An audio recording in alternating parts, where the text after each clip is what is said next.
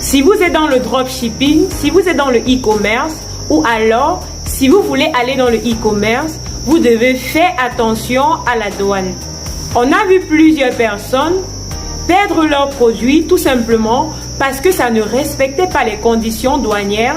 On a vu aussi des personnes avoir des amendes pour rembourser, pour payer des frais de douane, tout simplement parce qu'ils n'avaient pas tenu compte de certaines conditions.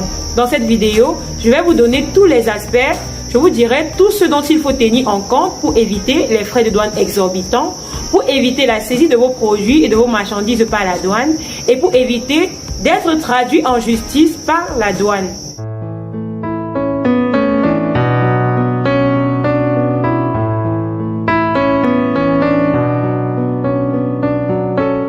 Alors, vous devez savoir que tout entrepreneur du e-commerce, à un moment donné de sa vie, à un moment donné de son parcours, aura affaire à la douane. Pourquoi?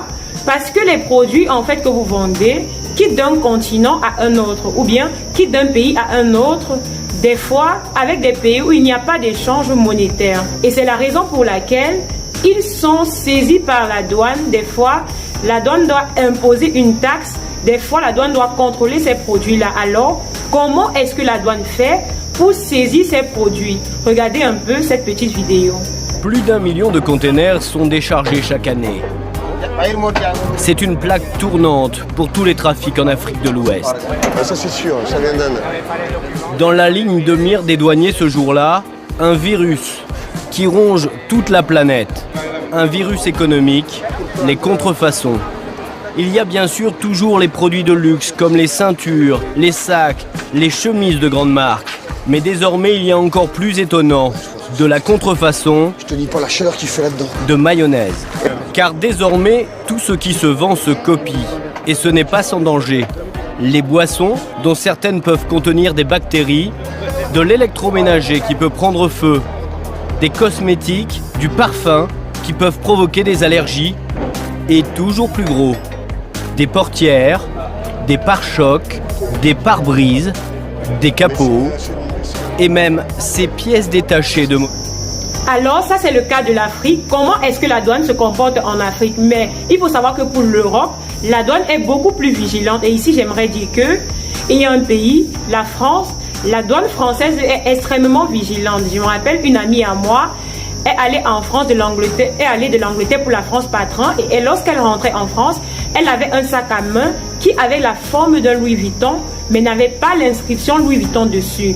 Et les services douaniers l'ont intercepté et lui ont demandé c'est quoi la marque de leur sac. Elle lui a dit c'est no name, mais ils lui ont dit votre sac fait penser à un Louis Vuitton. Ils ont fouillé le sac pour être sûr qu'il n'y avait pas un nom de marque dessus et ils lui ont dit elle vient d'où? Elle a dit de l'Angleterre. Ils ont dit en Angleterre ils sont plus tendres par rapport à ça, mais en France ils sont très regardants. J'ai aussi suivi l'histoire d'un autre monsieur qui a eu les mêmes problèmes avec la douane, mais avec ses produits qu'il devait vendre ou alors qu'il était censé vendre. Qu'est-ce qui s'est passé? Il a passé la commande de près de 4000 produits. Son fournisseur n'a pas été attentif pour se rendre compte que parmi les 4000 produits, il y avait une centaine de produits qui avaient le logo d'une marque déposée. Et lorsque les produits sont arrivés en France, la douane a fouillé et la douane a saisi les produits et a imposé une amende sur les produits. Regardez un peu son histoire. Ça a failli me coûter 32 000 € d'amende douanière.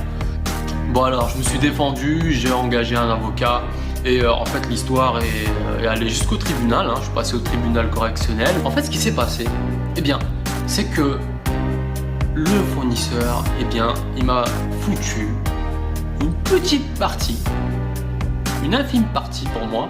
C'était environ 100 ou 200 pièces sur pratiquement 4000 pièces.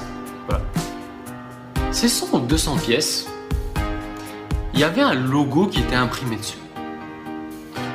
C'était le logo d'une marque. Perso, moi je connaissais pas. Voilà. Mais bon, c'est une marque qui est déposée, donc voilà, on n'a pas le droit d'importer des produits qui contiennent ce logo-là. La douane a procédé à un contrôle aléatoire. Évidemment, c'est tombé sur ces colis-là.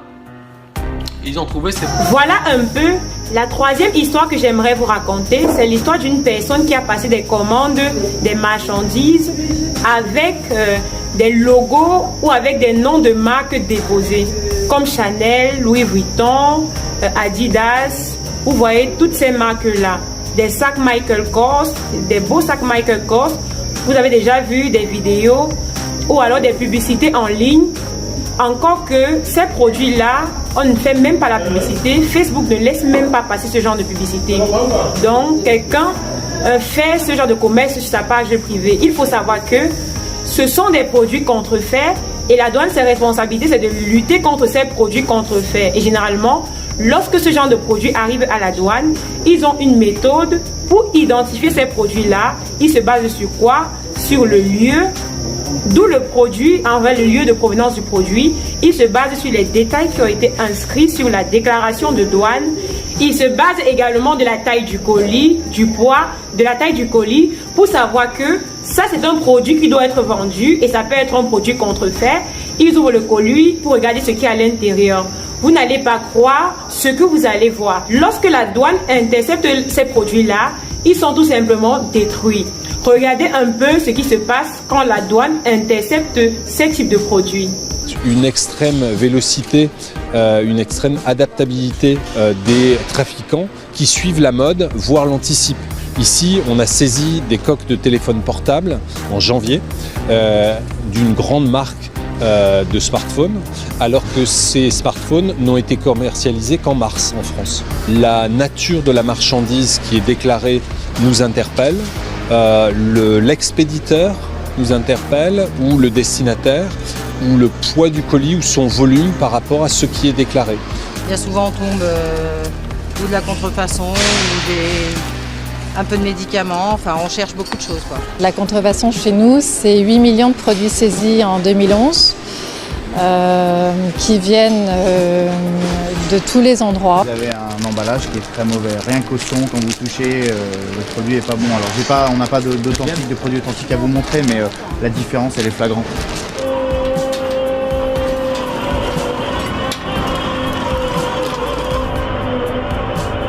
Et en France, la contrefaçon est un délit qui se résout au tribunal pénal. Donc, on va vous poursuivre au tribunal pour ce problème-là. Personnellement, je vous conseille de faire attention par rapport à la douane, par rapport aux produits contrefaits, parce que quel que soit, en fait, vous pouvez réussir pendant 3 mois, pendant 1 an, mais si vous avez plus de clients et que votre business est en train d'évoluer, un jour vous ferez choper par la douane, et quand vous êtes chopé par la douane, vous payez même pour ce que vous n'avez pas fait, ou vous payez pour toutes les fois où les produits sont passés. Donc vraiment faites très attention quand vous lancez dans le dropshipping ou bien dans le e-commerce. Choisissez des produits qui n'ont pas de logo d'une marque déposée ou bien des logos d'une autre marque même que vous ne connaissez pas.